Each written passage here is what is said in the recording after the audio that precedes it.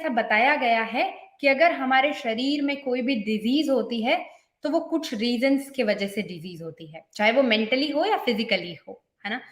सबसे पहला तो है कि हमारे निज दोष के वजह से। अब निज दोष क्या है? जो कुछ भी हमने किया उसकी वजह से। अब हमने जो कुछ भी कर्मा किए, चाहे इस जन्म में किए या पिछले जन्म में किए, हमारा बर्थ चार्ट भी वही है जो हमने पिछले जन्म में कर्मा किए उसी के कंटिन्यूएशन में है ना। उससे हमारे प्रारब्ध कर्मा, संचित कर्मा, वो सब कुछ डिसाइड होते हैं। हाँ, तो जो भी कुछ हम कर रहे हैं, अगर हम बहुत ज्यादा लाइफस्टाइल को डिस्टर्ब कर रहे हैं तो हमको पता है कि हम हमारी पूरी तरीके से बुध शुक्र को बिगाड़ रहे हैं, चाहे वो कितना ही अच्छा आया हो हमारे चार्ट में।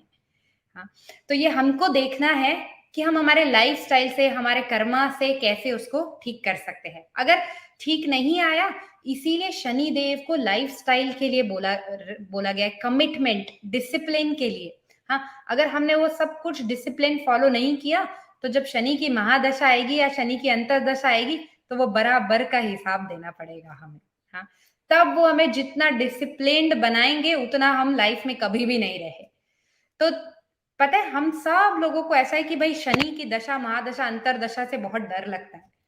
आई एम श्योर हम जितने व्यूअर्स इस बात को सुन रहे हैं उन लोगों का भी एक्सपीरियंस होगा कि भाई शनि देव का नाम सुनते ही हमको डर लगता है। लेकिन मुझे आलोक सर की ये बात बहुत अच्छे से याद है। वो बोलते हैं अगर हमने हमारा जीवन, शनि देव क्या काम करते हैं?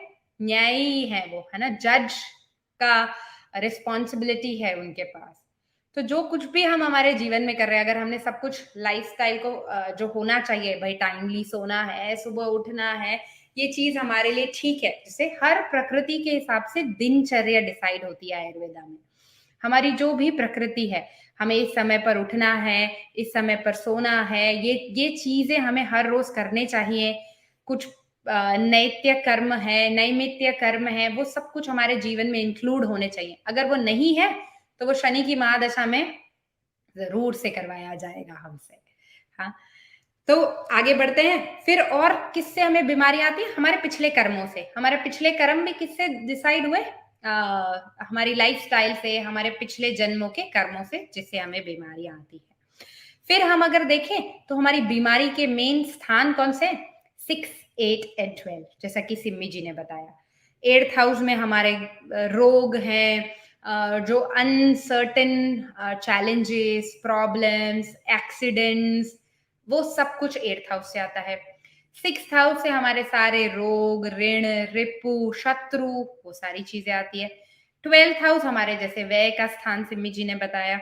अब इन सब के कॉम्बिनेशन से भी हमें बीमारियां आती हैं। हाँ,